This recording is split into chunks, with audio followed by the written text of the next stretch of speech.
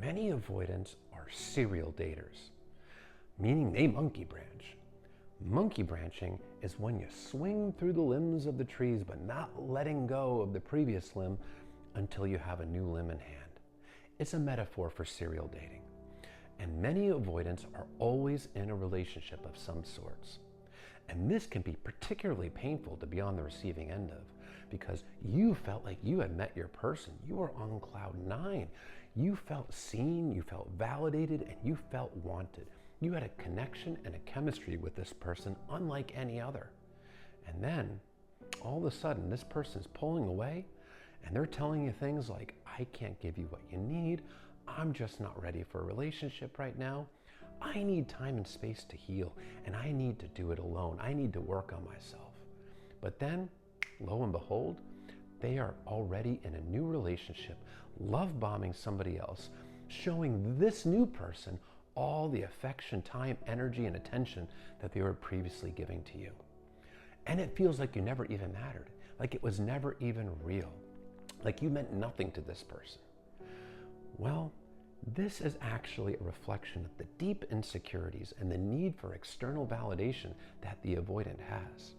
It's also a reflection of their inability to form deep bonds and deep connections, and how quickly they are able to detach from their emotions.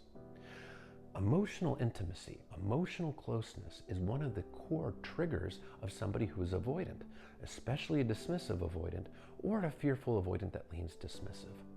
It goes back to their childhood. They were emotionally neglected by their parents or caretakers. So they learned that if you rely on somebody for your emotional needs, that person is likely to abandon you, reject you, disappoint you.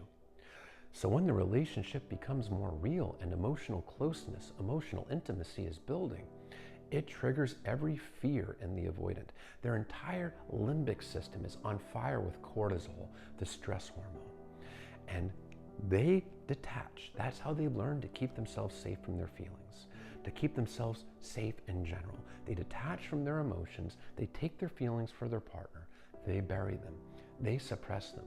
They don't allow themselves to access these feelings.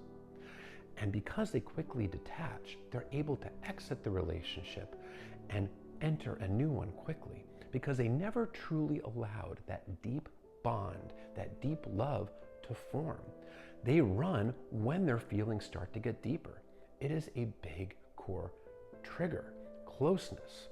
So they fear losing control over their emotions, feeling too deeply for somebody, because if they do, this person is going to figure out that they are in fact too good for the avoidant, and they're going to reject and abandon them. It all comes down to that fear of rejection and abandonment, especially when they're with a partner that is consistent, emotionally available, and loving. The avoidant, well, they actually have a low self-esteem, a lack of self-worth, and they view a good partner as being too good for them. So they deactivate, shut down, and run away as a way to keep themselves safe. But due to their low self-esteem, due to their need for external validation, they hop immediately into a new relationship to get that surface level validation from a new person, because that gives them the dopamine rush, the oxytocin rush, the feel-good hormones that go off in the brain early on in a relationship. Those feel-good hormones help them numb their inner pain. It helps them numb the pain and the painful emotions from the previous breakup. It helps numb their pain in general, and it helps them feel better about themselves in the moment. The new relationship is also a method of avoiding. It's a distraction. It helps them avoid processing the emotions of the past breakup, and it helps them avoid processing any painful emotions that they've been running from in general. This is why avoidants can serial date. They never let that bond truly form with their partner. And when things get close, they shut down. And because they are so able to detach from their emotions, they can move on quickly, and they really just need that external validation so badly. It's not your fault, and it doesn't mean you never meant anything to this person. It's actually not a rejection of you. It is the avoidant self-rejecting. They feel like they are not good enough for you, so it's best for them to push you away. But they still need that external validation, so they hop into the new relationship. It doesn't mean this person is better than you. It just means that this person is new, there's a dopamine rush involved, and there's no fears of emotional intimacy yet this early in the relationship.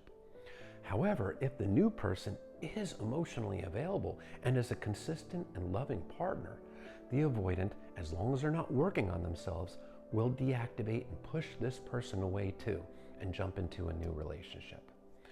Typically, severe avoidance, especially the dismissive type, they are only able to maintain longer-term relationships with a partner who is also emotionally unavailable. It ultimately is unfulfilling, which does lead to an inevitable end of that relationship, but it can be way down the road. And the avoidant can stay with this person because there is no threat of emotional closeness. This person's not vulnerable with them, so they don't need to be vulnerable in return. That relationship feels safe. But it is unfulfilling even for the avoidant, and they do at some level long for emotional connection. But then when they find it with a healthy, emotionally available partner, it triggers their fears and they run from that one too. But until they work on themselves, until they heal their inner wounds, take accountability and self-reflect, they will always keep searching for that external validation from relationship to relationship to relationship, always keeping it surface level, never letting it get deeper. That is not a reflection of you. You didn't cause that. Don't blame yourself, and it's certainly not a reflection of your self-worth.